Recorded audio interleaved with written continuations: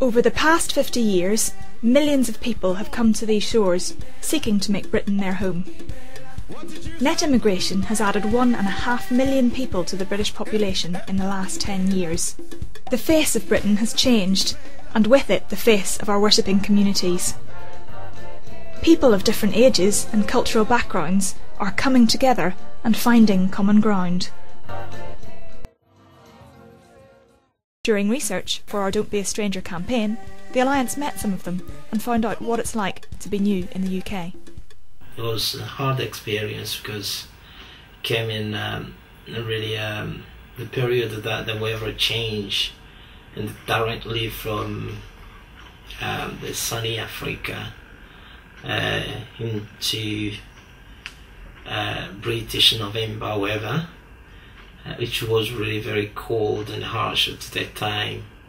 Yeah, it was a shock. Finding a job, it wasn't easy to find a job because I didn't have any relatives here, friends or things like that.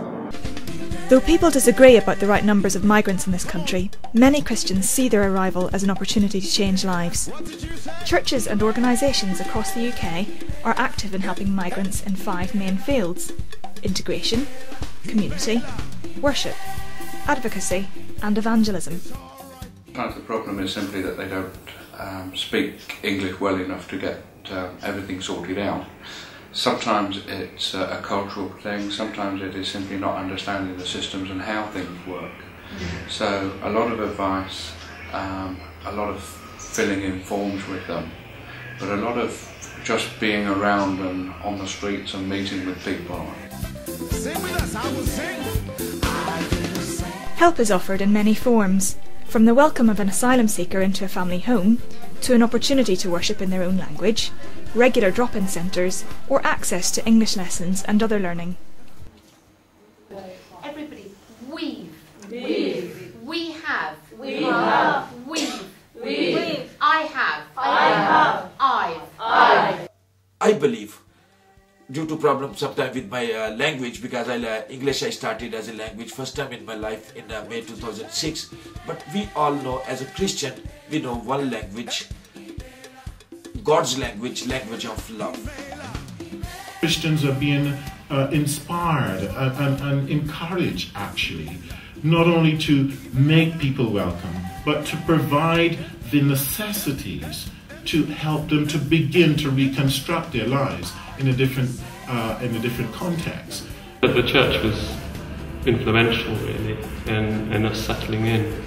I think, literally, very cliche, they were a godsend. They just came and just gave us clothes, gave us whatever, because we didn't have anything. It was just an empty house. This year's temple address is held 3 days before the start of Advent, a time when hospitality and goodwill should be celebrated, but also this year a time of worry and increasing unemployment in the face of a recession. For many of us, finding money to buy presents for the family and spending time with them will be our top priority this Christmas. But Jesus doesn't ask us just to love those we would naturally buy presents for or share Christmas time with. Instead, he challenges us to re-evaluate who our neighbours are and to welcome those we consider to be strangers. We need more people to go out and work with migrant workers. They need champions. We don't have migrant worker champions in this country or in the church. We have champions for children, champions for old people, champions for women, and champions for everybody and everything. We don't have a national, well-known person who would speak up for migrants, for their rights, and that's what we need. The person who looks different, who has a different cultural background, is not fundamentally different from you or from me.